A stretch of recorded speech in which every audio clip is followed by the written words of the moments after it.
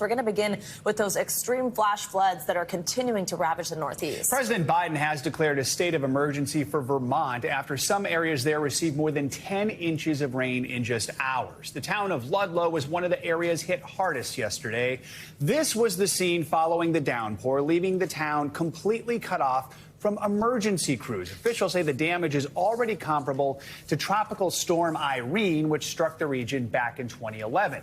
New York is also reeling from flash flooding that drenched Orange County on Sunday. State officials are beginning to assess the damage left behind as the water there recedes. Rescue teams are also looking for those who are still missing in the wake of the floods. Both floods in New York and Vermont have been described as once-in-a-thousand-year events. And across the South, a dangerous heat wave rolls on, leaving millions under an excessive heat warning. Places like Phoenix, high temps have been about 110 degrees for 10 straight days. The National Weather Service warns the heat wave could last into next week. Let's bring in Orange County Executive Steven Neuhaus with an update on the flooding in New York. Steven, good morning. Thank you for joining us on what I'm sure is a busy day for you. So first, just walk us through what you are hearing from residents, seeing on the ground right now at this point, now that some of that water is starting to recede. Good morning. Thanks for having me on. It's definitely gotten better every day. Sunday was a complete nightmare for us. I mean, if the first responders, we were literally trapped in the Highland Falls, Fort Montgomery, West Point area. If you responded as a first responder, the roads literally deteriorated after you came in, and we were pretty much trapped there till about midnight on Sunday night. So things have gotten a lot better. Unfortunately, we did lose somebody, a young lady in her mid-40s. And now we're on the repair and assessment stage.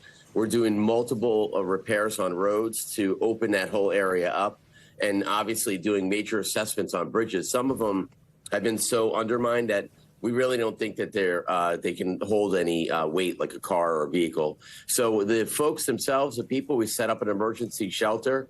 Many people in that entire region have had significant damage to their homes and businesses. So we did tour the area yesterday with the governor, spoke to our congressional delegation. We're hoping to get some major FEMA monies to do some repairs there. West Point is also included in my area. They have some significant damage as well. Wow, it's just terrible to hear about the bridges and the roads because, of course, that's a longer recovery road. I do want to talk now about that process and first play a little bit of sound from Governor Kathy Hochul yesterday about this process moving forward. First, let's listen to that, and I'll ask you something on the other side. The first step is assessment. Assess the damage, assess the monetary value of the damage so we can put in our request for FEMA assistance to help the communities have the resources they need to rebuild. We can't turn our eyes any longer to the fact that we have to build up areas, homes and businesses that are in low-lying areas are going to need to be lifted up. Otherwise, we're ignoring the reality that flooding is part of life now here in the state of New York. So what is your plan to begin this recovery process? Where do you start with all those things you just laid out for us? And then also, I kind of want to seize on that last part of what the governor said there, which is the fact that this is part of our future. Does your recovery plan include ways to try to prevent this in the future, to try to sort of flood-proof things if this is going to be happening more often?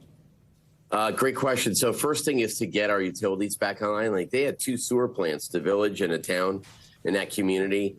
They've been completely overwhelmed. Some of it is intact.